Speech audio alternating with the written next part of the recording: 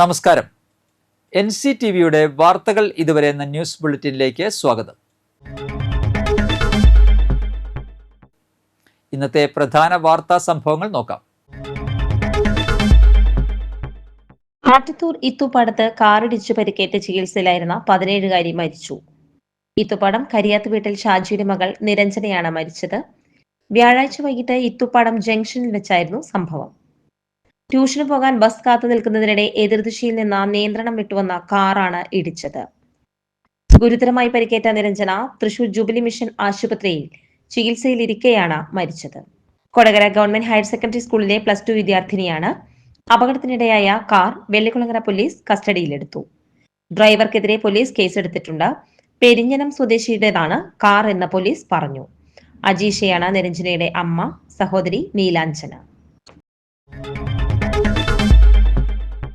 Varantharappilly പള്ളിക്കുന്നിൽ tipper ലോറിയും ബസും കൂട്ടിയിടിച്ച് അപകടം. ആർക്കും പരിക്കില്ല. വെള്ളിയാഴ്ച രാവിലെയാണ് അപകടം. ടിപ്പർ ലോറിയുടെ ബ്രേക്കും സ്റ്റിയറിംഗും തകരാറിലായതാണ് അപകട കാരണം. 2 വാഹനങ്ങൾക്കും കേടുപാടുകളുണ്ട്.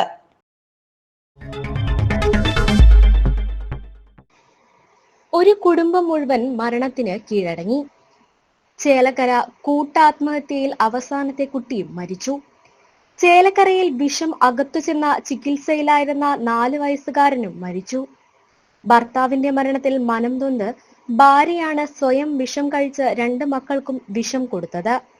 മകളും ഭാര്യയും നേരത്തെ മരിച്ചിരുന്നു. ചികിത്സയിലായിരുന്ന മകൻ ഇന്നലെ രാത്രിയാണ് മരിച്ചത്. ഇതോടെ ഒരു കുടുംബത്തിലെ എല്ലാവരും മരണത്തിന് കീഴടങ്ങി. ചേലക്കര മേൽപ്പാടം കോൽപ്പുറത്ത് വീട്ടിൽ പ്രദീപിന്റെ ഭാര്യ ശൈലജ, 6 വയസ്സുകാരിയായ മകൾ അണിമ, 4 വയസ്സുള്ള മകൻ അക്ഷയ് എന്നിവരാണ് മരിച്ചത്. 2 ആഴ്ച മുൻപാണ് ശൈലജയുടെ ഭർത്താവ് പ്രദീപ് വൃക്കരോഗത്തെ തുടർന്ന് മരിച്ചത്. ഇതിന്റെ മനോവിഷമത്തിലായിരുന്നു ശൈലജ. സെപ്റ്റംബർ 23-നായിരുന്നു കുടുംബം ആത്മഹത്യാ ശ്രമം നടത്തിയത്. 2 കുട്ടികൾക്കും ശൈലജ വിഷം കൊടുക്കുകയായിരുന്നു എന്ന് കരുതുന്നു. ഐസ്ക്രീമിൽ വിഷം കയറ്റിയാണ് ഇവർ കഴിച്ചത്. മകൾ അണിമ അന്നു തന്നെ മരിച്ചു. പിന്നീട് ആശുപത്രിയിൽ ചികിത്സയിലിരിക്കെയാണ് ശൈലജ മരണപ്പെടുന്നത്. വെന്റിലേറ്ററിൽ പ്രവേശിപ്പിച്ചിരുന്ന അക്ഷയ് ഒടുവിൽ ഇന്നലെ മരണത്തിന് കീഴടങ്ങി. ഇഞ്ചക്കുണ്ട് പരുന്തുംപാറയിൽ കാട്ടാന ശല്യം രൂക്ഷമായി. കഴിഞ്ഞ ദിവസം പോക്കാട്ടിൽ ജോണിന്റെ പറമ്പിലെ 2 വൈദ്യുത പോസ്റ്റുകളും തെങ്ങും കാട്ടാനക്കൂട്ടം നശിപ്പിച്ചു. അടുത്ത സമയത്ത് സ്ഥിരമായി ഇവിടെ കാട്ടാനകൾ എത്തുന്നതായി വീട്ടുകാർ പറഞ്ഞു. രാത്രികാലങ്ങളിൽ റോഡുകളിൽ കാട്ടാനക്കൂട്ടം തമ്പടിക്കുന്ന അവസ്ഥയും ഉണ്ടെന്ന് നാട്ടുകാർ പറയുന്നു. കാട്ടാന ഭീതിയിൽ വീടിന് പുറത്തിറങ്ങാനാവാത്ത അവസ്ഥയാണെന്നും പരാതി ഉയരുന്നുണ്ട്. വനം വകുപ്പ് അധികൃതർ നടപടി സ്വീകരിക്കണമെന്ന് നാട്ടുകാർ ആവശ്യപ്പെട്ടു.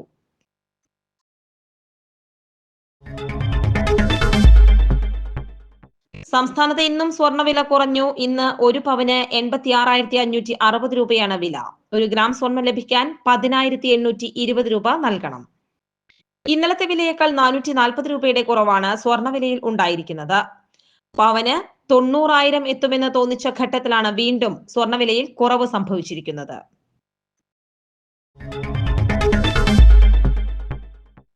രാഹുൽ ഗാന്ധിക്ക് ഐക്യദാർഢ്യം പ്രഖ്യാപിച്ചുകൊണ്ട് കോൺഗ്രസ് വരന്തരപ്പള്ളി മണ്ഡലം കമ്മിറ്റിയുടെ നേതൃത്വത്തിൽ സിഗ്നേച്ചർ ക്യാമ്പയിൻ സംഘടിപ്പിച്ചു.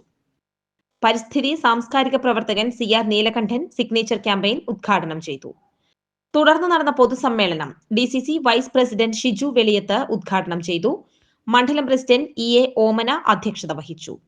ഷിജോ ഞെരിഞ്ഞാമ്പിള്ളി, സന്തോഷ് ഐത്താടൻ, KL ജോസ്, ഡേവിസ് അക്കര, P Gopalakrishnan, artist Davis, Jojo Pindiyan, Shine Payyappilly എന്നിവർ പ്രസംഗിച്ചു.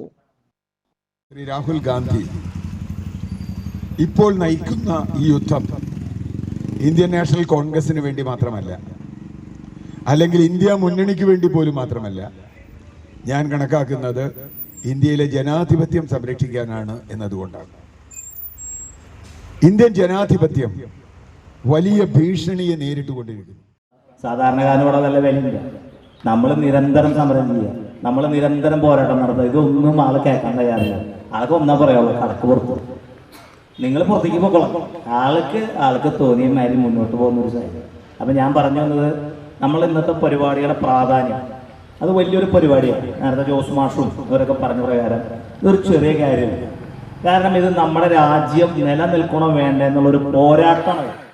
അത്രയും പാരമ്പര്യമുള്ള ഒരു കുടുംബത്തിൻ്റെ ഏറ്റവും അറ്റത്ത് നിൽക്കുന്ന രാഹുൽ ഗാന്ധി ലക്ഷക്കണക്കിന് യുവജനങ്ങളുടെ നേതാവാണ്, പ്രിയമുള്ള നേതാവാണ് ഇന്ന് രാഹുൽ ഗാന്ധി. ആ രാഹുൽ ഗാന്ധിയെ വെടിവെച്ച് കൊല്ലണമെന്ന് ഒരു BJPയുടെ ഒരു ലോക്കൽ നേതാവ് പ്രിന്റു മഹാദേവൻ പറഞ്ഞിരിക്കുന്നു. പുതുക്കാട് റെയിൽവേ സ്റ്റേഷനിലെ 2ാം പ്ലാറ്റ്ഫോമിലെ ചുവരിൽ ചിമ്മിനി വന്യജീവി സങ്കേതത്തിന്റെ ചുമർ ചിത്രങ്ങൾ വരച്ച് PG ഡിവിഷന്റെ വനം വന്യജീവി വാരാഘോഷത്തിന് തുടക്കമായി. ഇരിങ്ങാലക്കുട ക്രൈസ്റ്റ് കോളേജ്, തലക്കോട്ടുകര വിദ്യ എഞ്ചിനീയറിംഗ് കോളേജ്, വെള്ളറക്കാട് തേജസ് എഞ്ചിനീയറിംഗ് കോളേജ് എന്നിവിടങ്ങളിലെ NSS വിദ്യാർത്ഥികൾ ചിത്രകാരൻ ഡേവിസ് വരന്തരപ്പിള്ളിയുടെ നേതൃത്വത്തിൽ വിവിധ വന്യജീവി സംരക്ഷണം സന്ദേശമാക്കുന്ന ചിത്രങ്ങൾ വരച്ചത്. KK രാമചന്ദ്രൻ MLA ചിത്രം വരച്ച് വാരാഘോഷത്തിന് തുടക്കം കുറിച്ചു. PG വന്യജീവി വകുപ്പ് division warden VN Ranjith, Puthukkad ഗ്രാമപഞ്ചായത്ത് president KM Baburaj, block panchayat വികസന standing committee chairperson Aljo Pulikkan, ഗ്രാമപഞ്ചായത്ത് അംഗം CP Sajeevan, Thrissur traffic inspector NJ Paul Manesh, station superintendent KK Ananthalakshmi, Chimmini വന്യജീവി സങ്കേതം assistant warden Muhammad Rafi, train passengers association secretary Arun Lohithakshan, treasurer Vijin Venu, Vidya engineering college NSS programme officer ER Ranjith, Tejas college NSS programme officer Vipin Krishna എന്നിവർ സന്നിഹിതരായി. വന്യജീവി വാരാഘോഷം എന്ന നിലയിൽ ഇന്നു മുതൽ 8-ാം തീയതി വരെ എല്ലായിടത്തും നടക്കുന്ന പ്രത്യേകമുള്ള പദ്ധതികളുണ്ട്. ഇവിടെ PG DFOയുടെ നേതൃത്വത്തിലുള്ള വനവകുപ്പ് ഉദ്യോഗസ്ഥർ ഇവിടെ വർഷങ്ങളായി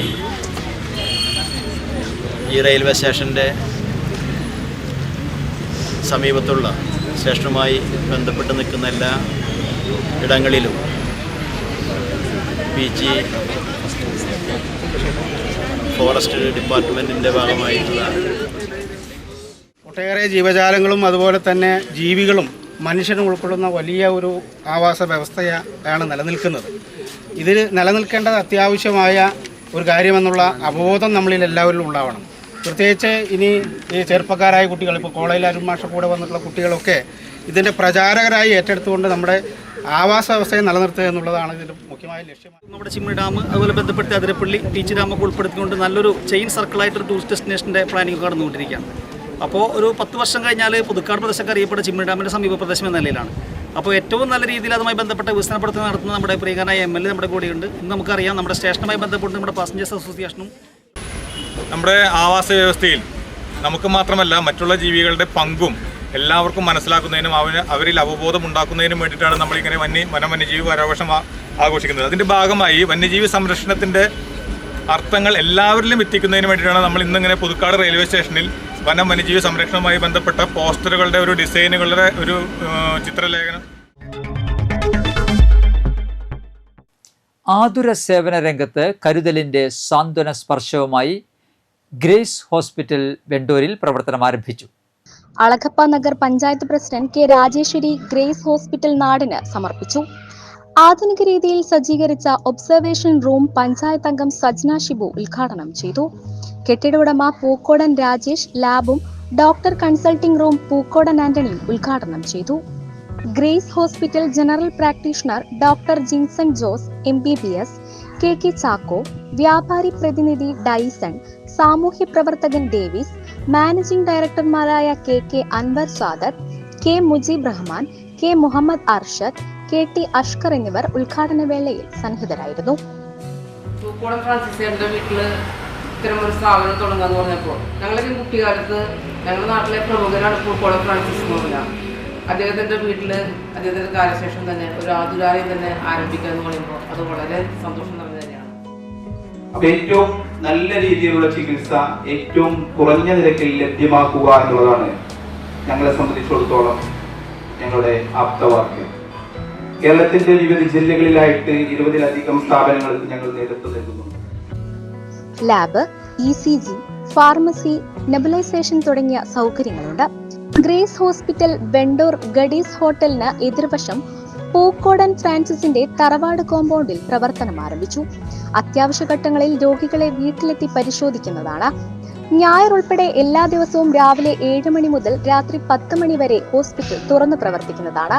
കുട്ടികളിലും മുതിർന്നവരിലും മറ്റ് ജനറൽ വിഭാഗത്തിലും ഹൃദയ സംബന്ധമായ രോഗങ്ങളിലും പരിചയസമ്പന്നനായ ഡോക്ടർ ജിങ്സൺ ജോസ് MBBS ആണ് എയ്സിന് നേതൃത്വം നൽകുന്നത്. ഗ്രേസ് ഹോസ്പിറ്റൽ എന്ന സ്ഥാപനം വെണ്ടൂർ ജംഗ്ഷനിൽ പെട്രോൾ പമ്പിന് എതിർവശം പൂക്കോടൻ ഫ്രാൻസിസ് ചേട്ടന്റെ തറവാട്ട് വീട്ടിൽ ഇന്ന് മുതൽ പ്രവർത്തനം ആരംഭിച്ചു. രാവിലെ 7 മണി മുതൽ രാത്രി 10 മണി വരെ പ്രവർത്തിക്കുന്ന സ്ഥാപനത്തിൽ പരിചയസമ്പന്നരായ ഡോക്ടറുടെ സേവനം, ലാബ് ടെക്നീഷ്യന്മാരുടെ സേവനം, നഴ്സിംഗ് കെയർ എന്നിവ സജ്ജീകരിച്ചിരിക്കുന്നു. ഗ്രേസ് ഹോസ്പിറ്റലിൽ ലക്ഷ്യമാക്കുന്നത് ഏറ്റവും കുറഞ്ഞ ചെലവിൽ നല്ല ചികിത്സ ജനങ്ങളിലേക്ക് എത്തിക്കുക എന്നുള്ളതാണ്.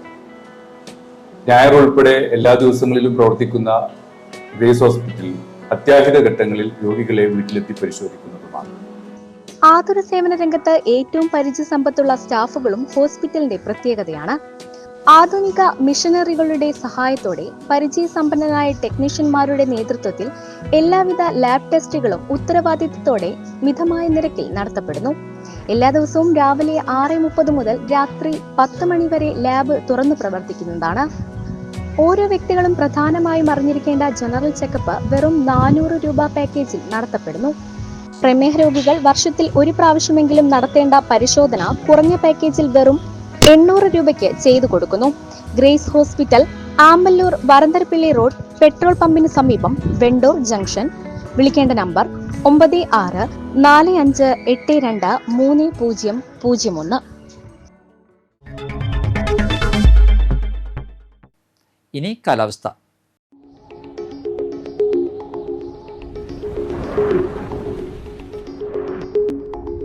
കൂടിയ താപനില 32 ഡിഗ്രി സെൽഷ്യസ്, കുറഞ്ഞ താപനില 26 ഡിഗ്രി സെൽഷ്യസ്.